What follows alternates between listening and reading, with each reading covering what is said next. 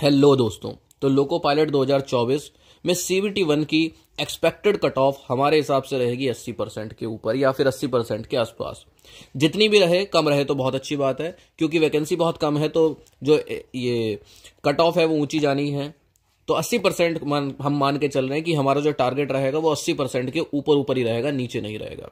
यानी कि जो 75 नंबर, क्योंकि पेपर जो सीबीटी 1 होगा वो 75 नंबर का होगा, है ना। समय जो मिलेगा आपको 60 मिनट का मिलेगा। तो जो 75 नंबर के जो पेपर है उसमें से हमें 60 के ऊपर नंबर लाने ही लाने हैं। किस तरह से लाने हैं वो हम इस वीडियो में स्ट्रेटेजी बनाएंगे। आपने देखा होगा, बहुत बार मेरे साथ के भी थे, बहुत बार मुझसे होशियार बच्चे या ज्यादा होशियार बच्चे भी रह जाते हैं एग्जाम में क्रैक करने में, और नॉर्मल लड़के बहुत बार पास हो जाते हैं। क्यों? क्योंकि उनकी स्ट्रेटेजी उस एग्जाम के हिसाब से सही होती है। तो नॉर्मल पढ़ाई करके भी, या फिर अगर आपके बहुत अच्छी पढ़ाई नहीं है तो भी आप किस तरह से एग्जाम को और अच्छे से क्रैक कर सकते हैं या फिर और ज्यादा नंबर ला सकते हैं, वो हम इस वीडियो में बात करेंगे। सीबीटी 1 में आपके 4 सब्जेक्ट आएंगे, मैथ, रीजनिंग, साइंस और जीके। इन सब्जेक्ट्स के अंदर और भी सब्जेक्ट्स हैं, जैसे कि साइंस के अंदर आ जाता है फिजिक्स, केमिस्ट्री, बायो। जीके के अंदर साइंस भी आ जाती है, हिस्ट्री, ज्योग्राफी, सिविक्स भी आ जाती है, करंट आ जाती है, बहुत सारी चीजें आ जाती हैं।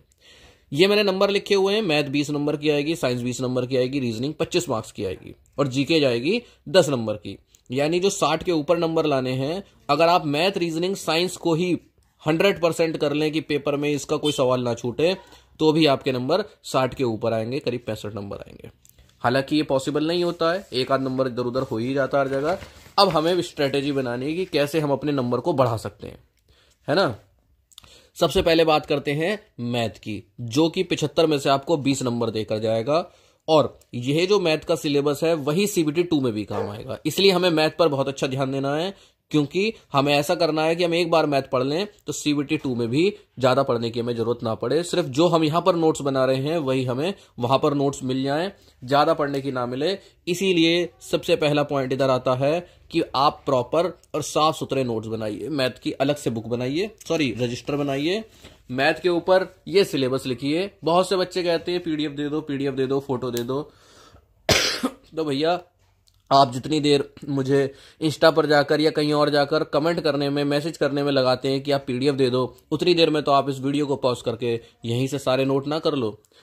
जो भी बच्चे पीडीएफ के चक्कर में रहते हैं या फिर सोचते हैं नोट्स मिल जाए हम उनसे पढ़ लें, खुद के ना बनाएं, समझ लेना आपके 5-6 नंबर कम से कम चलेगा एग्जाम में। अगर आप खुद नोट्स बनाते उनके, खुद से लिखते, तो आपके तब से 5-6 नंबर बढ़ जाते, क्योंकि जब आप लिखते हैं तो बहुत सारी चीजें समझते हैं और वो आपके आगे तक काम आती हैं। तो ये रहा मैथ का पूरा सिलेबस, टॉपिक वाइज। एक एक टॉपिक यही है जो सिलेबस में आना है। ये जो रेलवे का नोटिफिकेशन था मैंने भी वहीं से डाउनलोड करे थे और लिखे थे वहां से। ठीक है, तो मैं लिख सकता हूं तो भाई आप भी लिख सकते हो यार।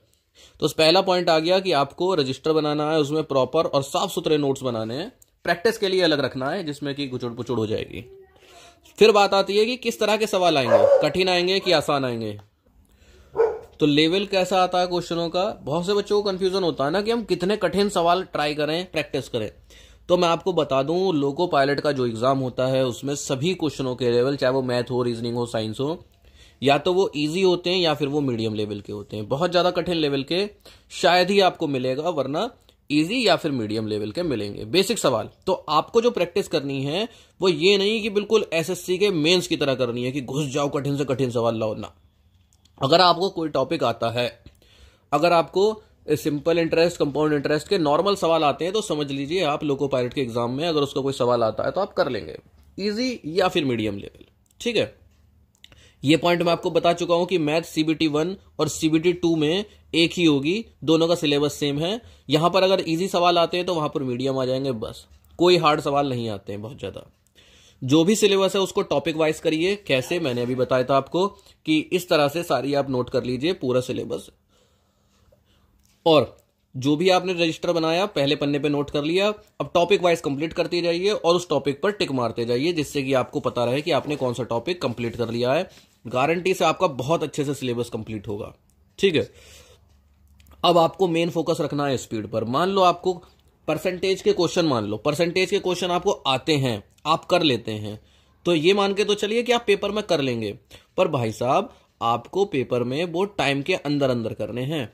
आपको 20 सवाल आएंगे तो 20 सवाल में 20 मिनट लगनी नहीं चाहिए। 20 से अंदर ही रखना चाहिए, क्योंकि 20 में से एक आध सवाल ऐसा जरूर होगा जो कि आपका ज्यादा टाइम खाएगा। मान लो कोई वेन डायग्राम वाला सवाल आ गया, तो आपको जो भी टॉपिक आते हैं बहुत अच्छी बात है, अब आपको उन्हीं नॉर्मल से सवालों की बहुत ज्यादा प्रैक्टिस करनी है कि आपकी स्पीड कैलकुलेशन बढ़ जाए, जिससे कि आपका पेपर में समय बच जाए। उससे अगर कोई कठिन सवाल आता है तो आप उसको एक्स्ट्रा समय दे सकते हैं। अगर पेपर में समय कम बचा हो तो कोई भी किसी भी टॉपिक के लिए नई ट्रिक्स मत सीखिए। मान लो कोई टॉपिक आपको नहीं आता है और आप सोचें कि आप उसको ट्रिक से पढ़ रहे हैं, मान लो ये टाइम एंड वर्क वाले सवाल हैं, टाइम एंड डिस्टेंस वाले सवाल हैं, या कोई ऐसा सवाल है जो आपको नहीं आते बचपन से, आपका वो कमजोर है, मान लो ट्रिग्नोमेट्री आपकी कमजोर है, तो अब आप इसके सवालों के लिए नई ट्रिक्स मत ढूंढिए। अगर आपको ढूंढना ही है, बहुत ही शांत दिमाग से उसका बेसिक मेथड ढूंढिए और बेसिक मेथड से ही सॉल्व करने की कोशिश करिए। ये आपके लिए पेपर में हेल्पफुल होगा। नई ट्रिक्स अभी आपको याद है, पेपर पे जाते ही सब जीरो बटा लड्डू हो जाती हैं। क्वेश्चन थोड़ा सा दाएं बाएं हो गया तो भी सब जीरो बटा लड्डू हो जाता है। तो नई ट्रिक्स पे बिल्कुल ध्यान दीजिए, अभी आपको नहीं सीखनी है। ठीक है, आप बेसिक जब तरीके से सवाल कर लेंगे जैसे आप स्कूल के समय में करते थे, अगर आपकी स्पीड तेज है ना तो आपको ट्रिक की जरूरत ही नहीं है, आप बेसिक मेथड से ही सभी क्वेश्चनों को बहुत स्पीडली सॉल्व कर पाएंगे। मैं भी वैसे ही करता था, क्योंकि इसलिए बता रहा हूं, है ना। बस स्पीड अच्छी होनी चाहिए, बेसिक मेथड से सब सॉल्व हो जाता है और कोई दिमाग पे जोर भी नहीं पड़ता कि ट्रिक क्या थी। अगर आप फिर भी नई जो टाइप सीख रहे हैं, अब मान लीजिए मैंने आपको बता दिया कि आपको ट्रिक नहीं सीखनी है, बेसिक तरीका सीखना है, तो अब आप उसको जल्दीबाजी मत करिए। आराम से, अगर आप उसको यूट्यूब से पढ़ रहे हैं तो आराम से पढ़िए, अगर आप उसको किसी बुक से समझ रहे हैं तो आराम से समझिए। जरूरी नहीं है आप कंपटीशन वाली बुक से ही समझें। अगर आपको पता है वो टॉपिक 6th क्लास की बुक में है तो किसी की 6th क्लास की बुक मांग के उससे समझ लीजिए, बहुत अच्छा समझ में आ जाएगा। ठीक है, शांत दिमाग से नई चीजें सीखनी है। पुरानी चीजें जो आपको आती हैं आप उनकी प्रैक्टिस कर सकते हैं, और नई चीजों की जो सीखनी है वो आराम से सीखे, जल्दीबाजी, घबराना नहीं है उसमें। उसके बाद बात आती है, सभी लोग पूछते हैं कि भैया बुक कौन सी लें। देखिए, बुक आप किसी से भी पढ़ सकते हैं, पर मैं आपको बार बार, आपने देखा होगा कि एक बुक के बारे में बताता रहता हूं, वो होती है किरण पब्लिकेशन की। मैं इनको क्यों बताता हूं, मैं आपको सच्ची बता रहा हूं। आपको भी पता होगा कि जो हमारी ऐप है उसमें मेरी खुद की बुक है, पर मैं उसको भी प्रमोट नहीं करता हूं, कभी बहुत ज्यादा आपको नहीं कहता हूं वो लीजिए, क्योंकि वो मेरी पसंद की बुक बनी नहीं है ना। मैं बनवाना चाहता था एक ऐसी बुक जिसमें कि कुछ ना हो, बस 2018-19 में आए हुए सभी क्वेश्चन पेपर हो, बस, है ना।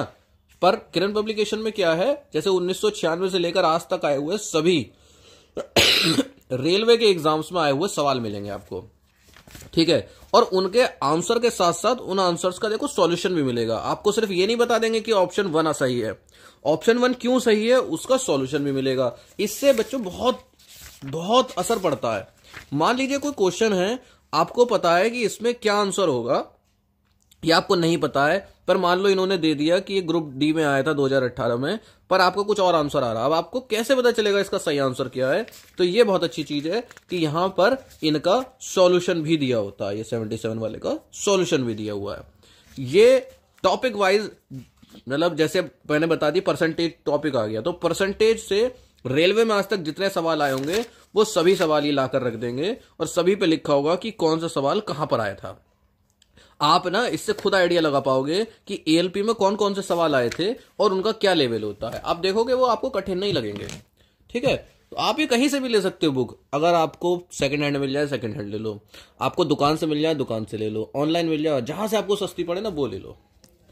ये हो गई मैथ का स्ट्रेटेजी कि भाई साहब आपको रजिस्टर बनाना है, टॉपिक लिखने हैं, टॉपिक वाइज पढ़ते चलना है, नोट्स बनाने, क्योंकि सीबीटी 1-2 में भी यही आएगा। स्पीड पर फोकस रखना है, नई ट्रिक्स से बचना है, बेसिक मेथड से ही सीखने हैं और उसी को बार बार प्रैक्टिस करके स्पीड बढ़ानी है। ज्यादा कठिन क्वेश्चन नहीं आएंगे। ठीक है, और बुक से आप प्रैक्टिस करते रहिए करते रहिए। इसके बाद बात आती है रीजनिंग की। रीजनिंग देखो एक ऐसा टॉपिक है कि जिसकी मैथ अच्छी होती है, ज्यादातर उन बच्चों की रीजनिंग ऑटोमेटिक अच्छी होती है। और भाई साहब रेलवे में, लोको पायलट में तो ये बहुत इंपॉर्टेंट है। 25 नंबर की, 25 या 75, यानी 1/3 नंबर अकेले रीजनिंग के हैं, 1/3, 1/3, है ना। अब क्या होगा, रीजनिंग का भी सिलेबस ये रहा। अगर आप रीजनिंग का भी सिलेबस जानना चाहते हैं तो भाई साहब ये रहा, एनालॉगीज से लेकर स्टेटमेंट तक, ये सब रीजनिंग का सिलेबस है। आपको रीजनिंग पढ़नी है, को रजिस्टर बनाना है रीजनिंग का अलग से, उस पर ये सिलेबस लिख लेना है। अब मान लो जो आपको वेन डायग्राम की प्रैक्टिस करनी है, आप कहीं से भी करिए, आप यूट्यूब से सीख लीजिए वेन डायग्राम, है ना। अगर आप किसी कोचिंग में पढ़ते हैं, सीख लीजिए वहां से कि वेन डायग्राम को कैसे सॉल्व करते हैं। अब सॉल्व करने के बाद आपको उसके जो क्वेश्चन है वो बार बार प्रैक्टिस करने, कहां से, यहां से। क्योंकि अब आप रेलवे की तैयारी कर रहे हैं तो भाई साहब आप वही तो सवाल सॉल्व करेंगे जो रेलवे के हिसाब से होंगे, है कि नहीं। इसमें सब दे रखा है कि रीजनिंग के ये देखिए भाई साहब टॉपिक्स हैं, है ना। ये क्या है, टॉपिक्स हैं। मान लीजिए इसमें कोडिंग डिकोडिंग टॉपिक आ गया। अब इसमें सब दे रखा है कि कौन कौन से पेपरों में इस टॉपिक से कितने कितने सवाल आए थे। आपको इन बुक्स से बहुत अच्छा आइडिया हो जाएगा कि किन टॉपिक से ज्यादा सवाल आते हैं। जैसे मिसलिनियस देखिए, मिसलिनियस में अलग तरह के सवाल आ जाते हैं। ये सीरीज वाले देखो, 5, 3, 4, 3, 3 सीरीज से ज्यादा सवाल आते हैं, कुछ से कम आते हैं, है ना। तो आपको एक अच्छा आइडिया लगेगा कि किस टॉपिक से कितने सवाल आते हैं। और प्रैक्टिस करने के लिए आपके पास सवाल होंगे बहुत ज्यादा। मान लीजिए आपने सीरीज टॉपिक खोल लिया, अब सब सीरीज के ही हैं, आपकी स्पीड बहुत अच्छी बन जाएगी, बहुत अच्छी। और मेन खेलना एग्जाम में अब स्पीड का ही है, क्योंकि 75 में सवाल के लिए 60 मिनट मिलने थे। 60 मिनट में आपने 20 सवाल मैथ के किए, तो अब हम मान के चल रहे हैं आपने 20 मिनट में मैथ कर ली। अगर आपकी स्पीड अच्छी है तो 1 मिनट में तब आप कर पाएंगे। और रीजनिंग में भी आपको 20 ही मिनट देने हैं, आपको नहीं बढ़ाने 25 मिनट। 25 सवाल 20 मिनट में होने चाहिए। इसलिए आपको किन किन चीजों पर ध्यान रखना है। अब आपको प्रीवियस ईयर के जो भी सवाल है, जैसे मैंने आपको किरण की बुक बता दी, उनकी प्रैक्टिस करते जाना है। आपका जो टॉपिक कमजोर होगा ना, लिख के ले लो। एक टॉपिक के जब आप 20-30 सवाल करोगे ना, आपको खुद आदत हो जाएगी कि अरे भाई साहब ये तो मैं बहुत जल्दी कर ले रहा हूं। आपका दिमाग अपने आप चलने लगेगा कि अच्छा ये हो सकता है, ये हो सकता है, ये हो सकता है। सिलेबस के हिसाब से पढ़ना है, ये नहीं कि आपने रीजनिंग समझ लिया, अब पता चल रहा है आप कहां कहां की रीजनिंग कर रहे हैं। आप लोको पायलट का एग्जाम देने जा रहे हैं तो आपको लोको पायलट के सिलेबस के हिसाब से ही पढ़ना है। जिनकी मैथ की स्पीड अच्छी हो गई है उनकी ऑटोमेटिक यहां पर स्पीड अच्छी निकल के आएगी। और नहीं भी आ रही है तो आप यहां पर और स्पीड बढ़ाइए, क्योंकि अगर आप यहां पर समय बचाते हैं तो ये एक्स्ट्रा समय आप मैथ के सवालों के लिए दे सकते हैं, अगर आपसे कोई सॉल्व नहीं हो पा रहा है तो। इसमें अगर आपको कोई नई ट्रिक सीखनी है, मान लीजिए कैलेंडर के सवाल करने हैं, मान लीजिए वेन डायग्राम के सवाल करने हैं, मान लो सिलोजियम्स के कोई ट्रिक सीखनी है, तो आप इसमें यूट्यूब की हेल्प ले सकते हैं। जो बच्चे कोचिंग में पढ़ते हैं उनको तो वहां से समझ में आ ही रहा है, पर जो बच्चे घर पे पढ़ रहे हैं, यूट्यूब से पढ़ रहे हैं, उन्हें भी तो पता होना चाहिए। तो अगर आपके पास सिलेबस होगा तो आपको पता है मुझे क्या पढ़ना है, वो आप टॉपिक सर्च करिए और वहां से पढ़िए, है ना। अच्छा, प्रैक्टिस करते जाइए जिससे कि आप कम से कम समय में ज्यादा से ज्यादा सवाल सॉल्व कर पाए। और बुक तो मैंने आपको बताई दी किरण वाली। कोशिश ये करनी है कि रीजनिंग के 25 में से 25 सवाल करिए। कोई छूट गया, गलत हो गया, एक आध हो गया, पर 25 के 25 होने चाहिए भाई साहब, क्योंकि लेवल आसान होता है मैथ और रीजनिंग का। मैथ रीजनिंग अकेले जो मिलकर 45 नंबर की हो जाती है। अब बचे 20 नंबर की साइंस। इस 20 नंबर की साइंस को समझना बहुत जरूरी है, ठीक है। साइंस के अंदर आती है फिजिक्स, केमिस्ट्री, बायो। जिनकी अच्छी है तो उनको तो पढ़ो भी ना तो भी वो सारे सवाल कराएंगे, पर जिनकी कमजोर है उनका क्या, उनका ये कि भाई साहब आपको पहली बात तो पता होना चाहिए कि आपको किस क्लास तक की साइंस पढ़नी है, समझनी है। क्लास 10 तक की साइंस आती है पेपर में। खांसी हो गई है यार। क्लास 10 तक की साइंस आती है पेपर में, 6 से 10th मान सकते हो आप, ठीक है। अब इसके जो सवाल होते हैं वो कैसे आते हैं, बिल्कुल बेसिक आते हैं, कोई कठिनाई नहीं होती है। बिल्कुल आपको ऐसा लगेंगे कि जिसने वो चैप्टर पढ़ रखा है आप उसको सॉल्व कर देंगे। सिर्फ वही सॉल्व नहीं कर पाएगा जिसको उसके बारे में कोई ज्ञान नहीं है ना। बहुत डीप नहीं घुसना है ना, बहुत आसान। सिलेबस बहुत बड़ा लगेगा आपको इसमें। किनको, जिनकी साइंस कमजोर है उनको सिलेबस बड़ा लगेगा, उनको लगेगा फिजिक्स के भी 10-12 चैप्टर है, केमिस्ट्री के भी 10-12 चैप्टर है, बायो के भी 10-12 चैप्टर है, उनको बड़ा लगेगा। पर जिन्होंने 6 से 10वीं तक की साइंस अच्छे से पढ़ रखी है, अपने स्कूल के समय में पढ़े हैं, उनको बड़ा नहीं लगेगा। उनको लगेगा कि साइंस के कितने आसान पेपर है ना।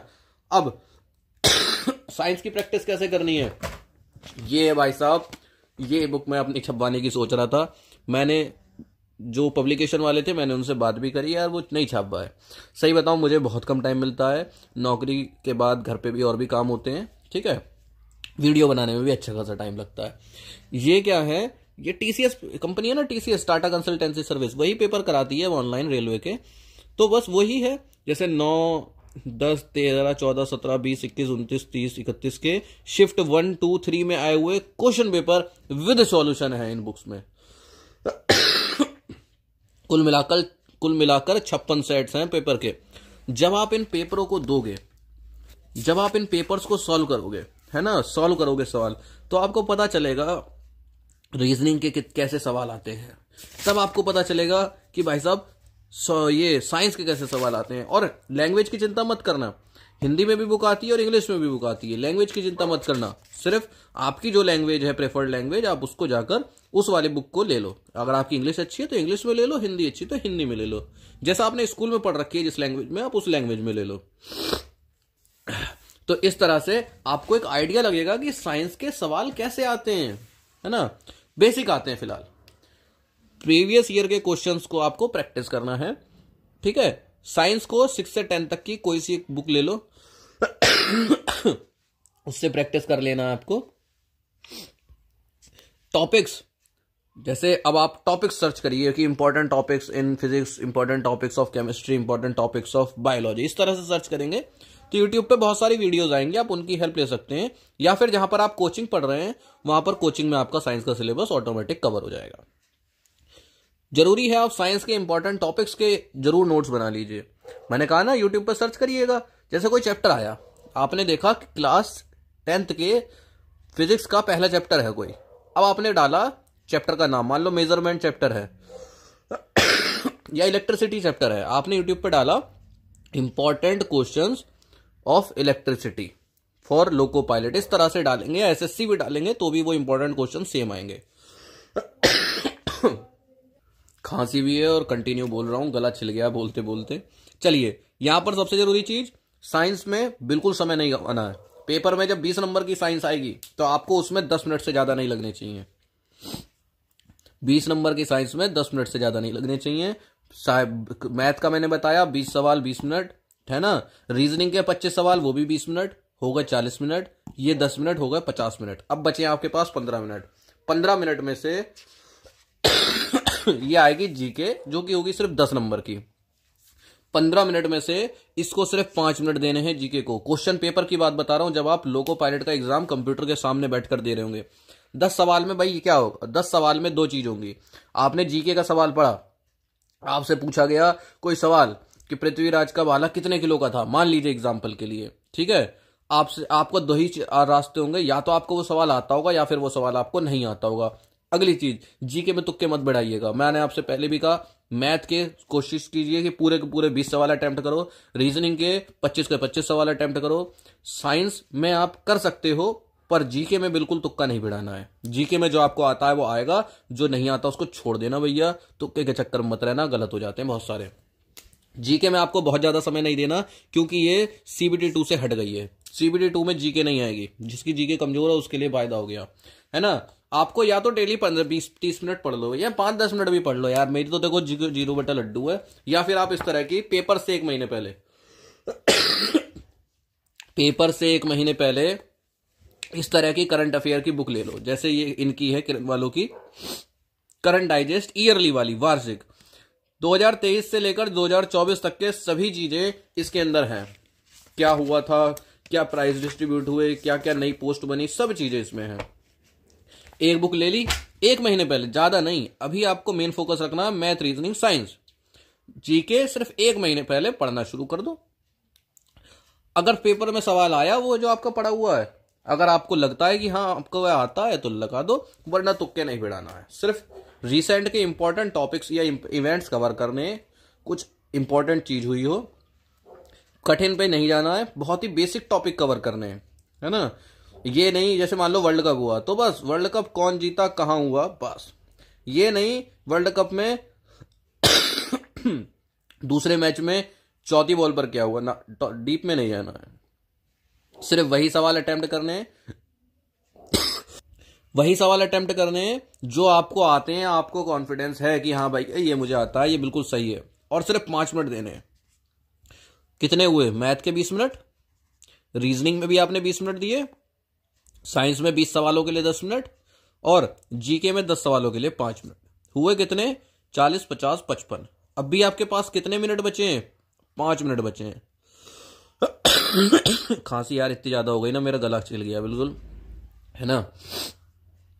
पहले नहीं थी खांसी, कंटिन्यू 20 मिनट से बोल रहा हूं, कंटिन्यू, गला छिल सा गया है।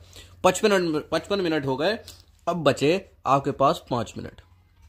इन 5 मिनट में क्या करना है, देखना है ऊपर जाके कि उसमें ऐसा होता है सारे सवाल बने होंगे, ऊपर ऐसा होगा ना सारे सवाल बने होंगे, 1 2 3 4 5 6 इस तरह से पूरे के पूरे 75 डब्बे बने होंगे।